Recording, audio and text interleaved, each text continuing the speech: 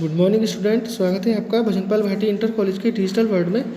हमारा प्रकरण चल रहा था भक्ति हिंदी काव्यखंड में। इसके जो रचयिता हैं वो हैं कविवर बिहारी लाल। ठीक है, और इसके मैंने आपको 4 पैराग्राफ यानी 4 दोहों की जो व्याख्या थी वो मैंने आपको समझाई थी। आज इसके जो दोहे और बचे हैं उनकी व्याख्या मैं आपको समझाऊंगा, यानी चैप्टर को आगे लेकर के चलते हैं। तो चलते हैं। या अनुरागी चित्त की गति समझे नहीं कोई,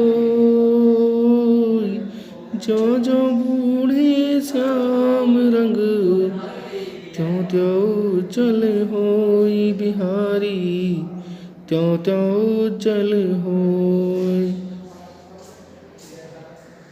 इसका जो प्रसंग है वो इस प्रकार है कि जो बिहारी जी हैं उनका ये मानना है कि श्री कृष्ण के प्रेम से मन की जो मिलानताएँ होती हैं, जो कलुषता होती हैं, जो दूषित होता है मन, वो दूर हो जाता है और जो हमारा हृदय है वो बिल्कुल स्वच्छ हो जाता है, साफ हो जाता है। क्या समझते हैं? या अनुरागी चित्त की, अनुराग यानी प्रेम में पड़े हुए, चित्त माने हृदय, गति उसकी स्थिति को। ये कह रहे हैं कि अनुराग से भरे हुए यानी प्रेम से भरे हुए मन की गति को समझना कठिन है, यानी प्रेम से भरे हुए मन की गति को कोई नहीं समझ सकता, यानी इसकी गति बड़ी विचित्र है।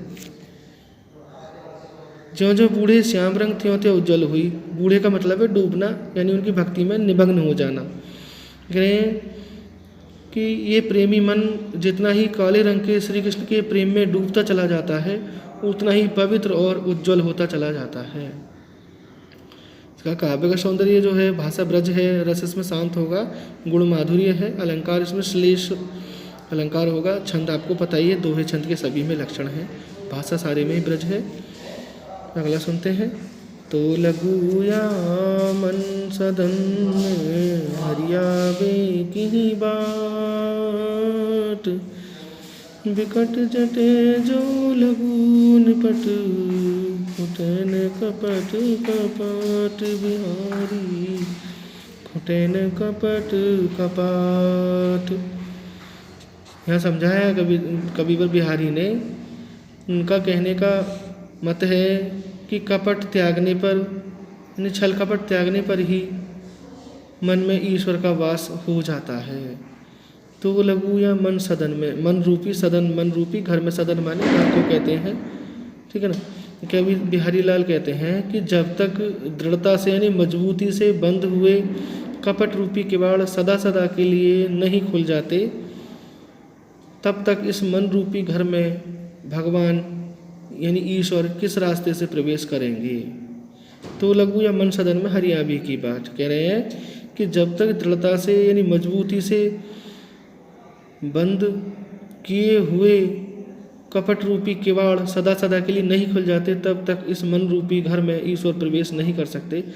कहने का तात्पर्य यह है कि जब तक किवाड़ नहीं खुलते तब तक कोई भीतर कैसे आ सकता है ना।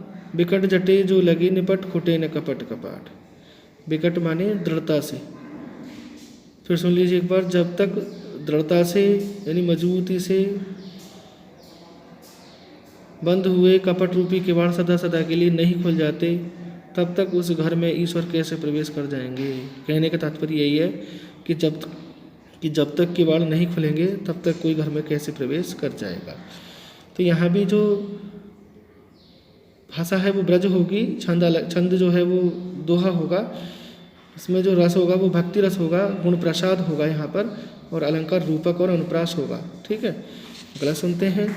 जगत जनायो जिहि सकलू, सो हरि जानो नाई, ज्यों अखियुन सब देखी, आँख न देखी जाई बिहारी, आँख न देखी जाई।